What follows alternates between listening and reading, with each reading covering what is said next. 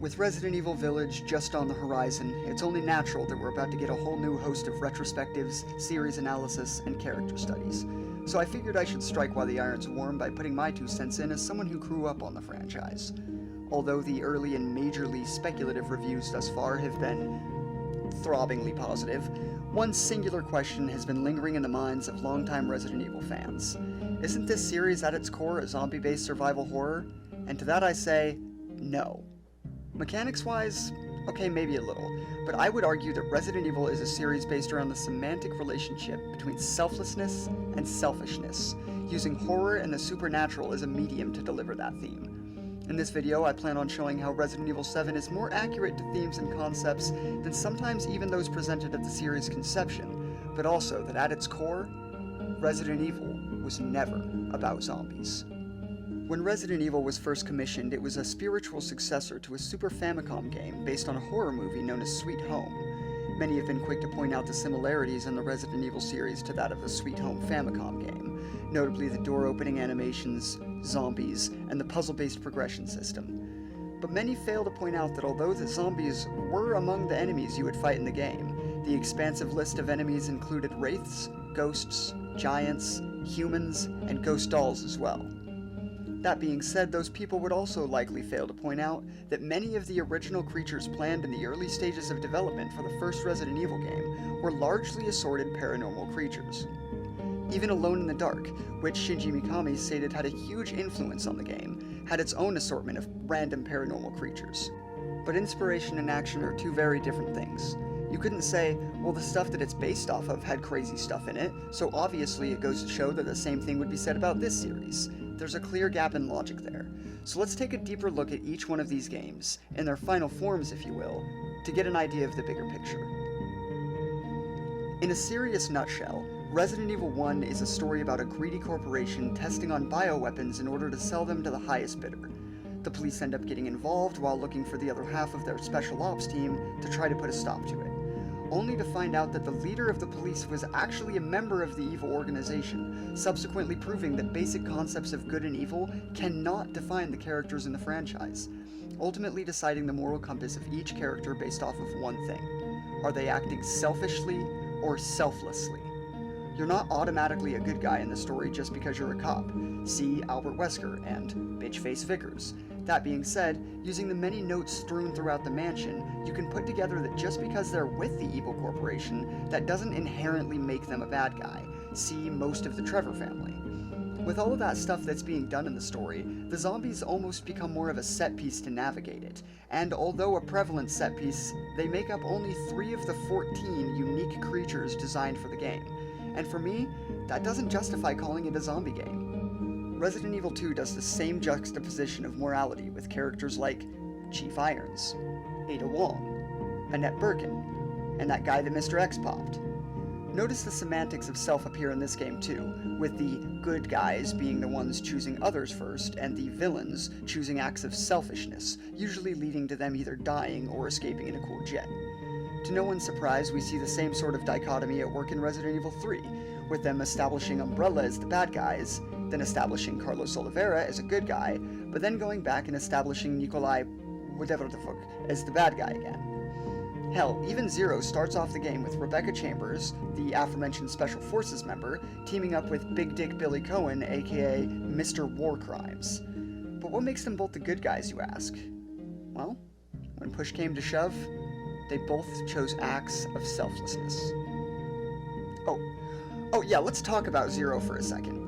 In Zero, they reveal the virus that's been ruining everything for 3 games originated in some ancient progenitor that they discovered and then injected into some leeches. In my opinion, that's when they printed themselves an I can do whatever the hell I want with the series now card. Up until then, everything was fairly rooted in reality. A pharmaceutical mishap? That's the start of a zombie series.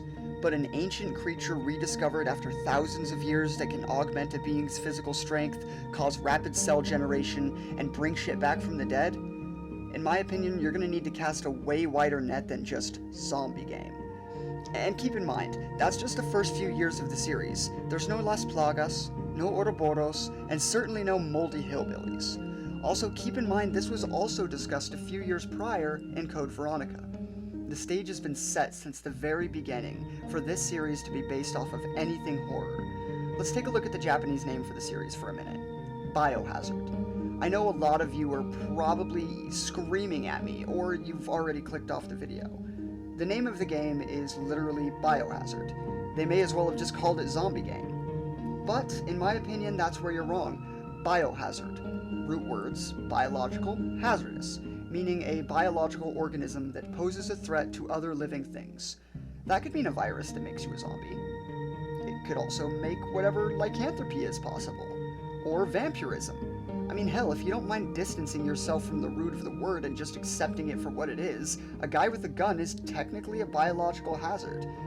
That's why when you move into the next two games, 4 and 5, you get an interesting zombie to original creature ratio.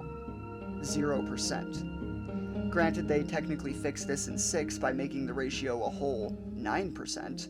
That caps off what I'm calling the first arc of Resident Evil. See, the events of 0 through 3 give you sort of an insight on a world dealing with the zombie problems, whereas 4 through 6 and Code Veronica explain to you how that problem came to be in the first place.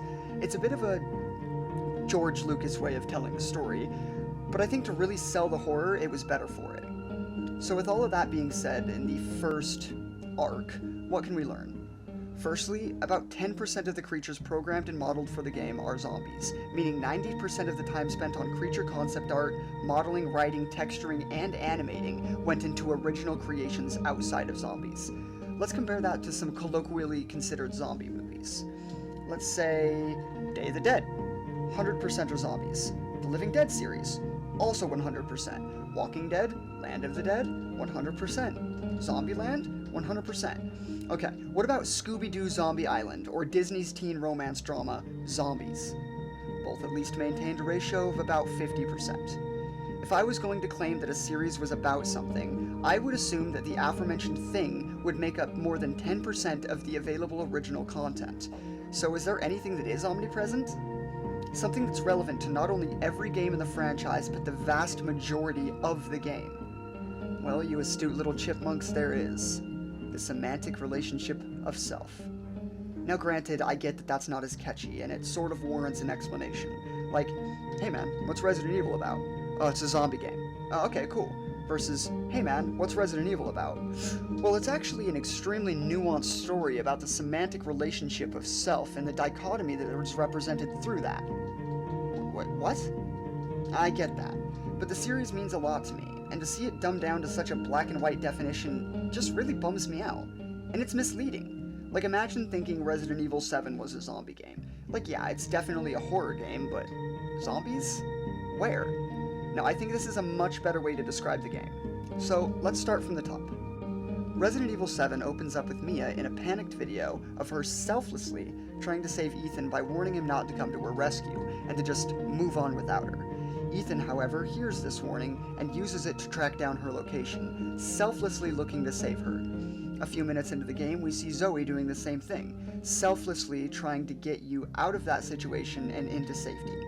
Later on in the game, we find out that Evelyn was behind the whole mess because she wanted a family and was, selfishly, controlling the Bakers in order to attain that goal. Moving on to the middle post-game, we learned that Lucas is acting independently of Evelyn and working for a group known as The Connection, when it's later revealed that he was only using them for his own selfish goals. We even get a cutscene later on with Jack Baker explaining to us the reason Evelyn and Mia came into their care in the first place was simply because they were trying to help out some people that got stranded from a shipwreck. This all comes to a head with Chris Redfield showing up, revealing he works for Blue Umbrella, who are selflessly using their position to fight POWs as a PMC. So just like Resident Evil 1, Resident Evil 7 shares themes of expectation subverting morality, the semantics of self, and the dangers of greed, as seen throughout the rest of the franchise. Even the canon DLC plays with the idea of introducing Joe Baker and his selfless attempt to save Zoe. That's why I believe that not only is Resident Evil 7 categorically more similar to the ideas Mikami originally envisioned for the series than the 3 games that came prior, but it's also a perfect Resident Evil story. With all of that being said, I can't express how excited I am for Resident Evil Village. I'm sure that with the direction they've set us on, this game might just be the start of a new era. And even if it's not, Just look at those milkies! Hey, thank you so much for watching my video. I spent a lot of time on it, like, more time than I'm willing to admit. So the fact that anybody would watch it means the world to me. If this is content that you found interesting, then subscribe and, keep an eye on the channel. I plan on making a lot more video essay content like this because it's what I love to do. And if you like my personality or my voice, or you just want to hang out with a cool-ass community, head on over to twitch.tv/itssilverpride. We stream every day, we play a variety of games, a lot of Resident Evil, and so you're likely going to find something that you like there. But either way, as always, have a beautiful night.